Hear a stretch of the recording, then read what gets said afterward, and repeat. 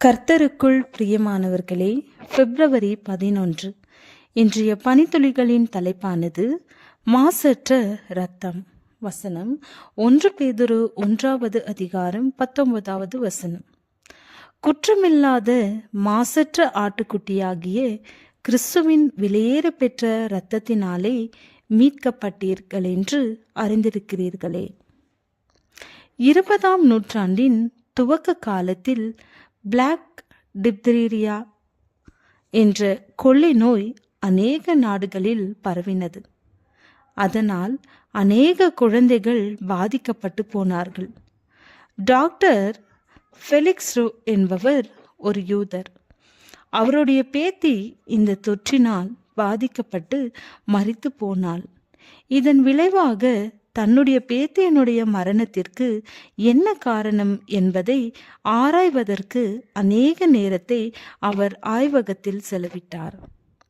அவருடைய நண்பர் Lewis Pasteur என்பவர் தொற்று வியாதியை குறித்ததான ஒரு கண்டுபிடிப்பை வெளியிட்டிருந்தார். அதை ஜெம் தெராய் என்று குறிப்பிடுகிறார்கள். இதை குறித்து அவர் பல வருடங்கள் ஆராய்ச்சி செய்து வந்தார். ஆனால் அன்றைய சூழலில் அவருடைய கருத்தை மருத்துவ கூட்டமைப்பு நிராகரித்து அவருடைய ஆராய்ச்சிக்கு தடை விதித்திருந்தது. ஆனாலும் பாரிஸ் நகரத்திற்கு சற்று தொலைவில் காட்டுப்பகுதியில் அவர் தன்னுடைய ஆய்வை தொடர்ந்து மேற்கொண்டு வந்தார். இவரோடு சேர்ந்து டாக்டர் ஃபெலிக்ஸ் ரூவும் இந்த தொற்று நோய்க்கான தடுப்பு மருந்தை கண்டுபிடிக்க முயற்சி செய்தார்.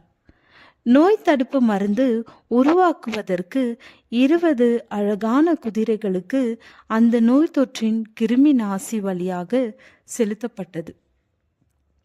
ஒரு குதிரையை தவிர மற்ற எல்லா குதிரைகளுக்கும் மோசமான காய்ச்சல் ஏற்பட்டு அடுத்தடுத்து மரணம் நேரிட்டது. உயிரோடு இருந்த அந்த ஒரு குதிரை ஒரு சில நாட்களுக்கு சோர்வாக படுத்திருந்தது.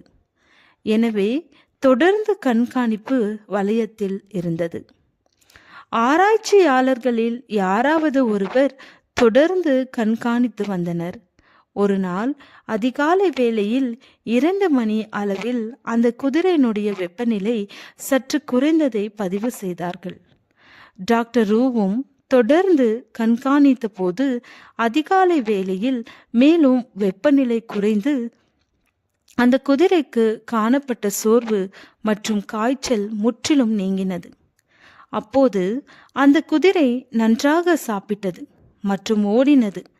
அதன் பிறகு அந்த குதிரையை கொன்று அதனுடைய இரத்தம் முழுவதும் எடுக்கப்பட்டு அதை பிளாக் டிப்தீரியா தொற்று நோய்க்கு மருந்தாக பயன்படுத்தினார்கள். அநேக குழந்தைகள் காப்பாற்றப்பட்டார்கள். காப்பாற்றப்பட்ட அனைவரும் அந்த தொற்று நோயை மேற்கொண்ட இரத்தத்தின் மூலமாக காப்பாற்றப்பட்டார்கள். ஜெயம் கொண்டவருடைய இரத்தத்தினால் நாம் மீட்கப்பட்டு இருக்கிறோம். எனவே இதை மறவாத படிக்கு மீண்டும் பாவம் என்கிற அந்த தொற்றுக்கு ஆளாகாமல் ஜெயம் கொள்வோம். ஜெபம். ஜெயம் கொண்டவருடைய இரத்தத்தினால் நாங்கள் ஜெயம் பெற உதவும் தேவனே, ஆமென்.